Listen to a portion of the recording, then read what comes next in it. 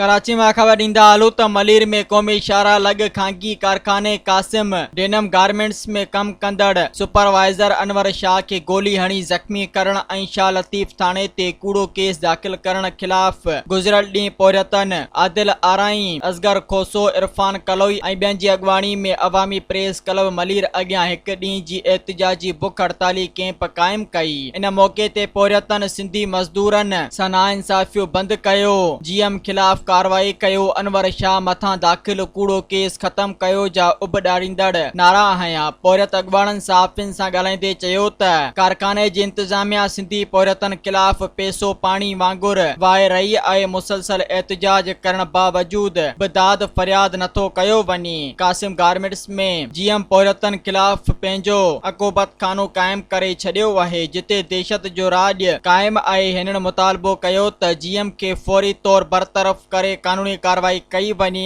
ऐं अनवर शाह मथां दाख़िल कूड़ो केस ख़त्म करे खेसि रियायतूं अदा कयूं वञनि। हिननि चेतावनी ॾींदे चयो त अगरि इंसाफ़ न थियो त फैक्ट्री जे गेट साम्हूं मुतालबनि जी मंता ताईं धरणो हणंदासीं। सब्सक्राइब कयो अवामी न्यूज़ HD खे ऐं ताज़ा तरीन ख़बरुनि लाइ ॾिसंदा रहो अवामी न्यूज़ HD।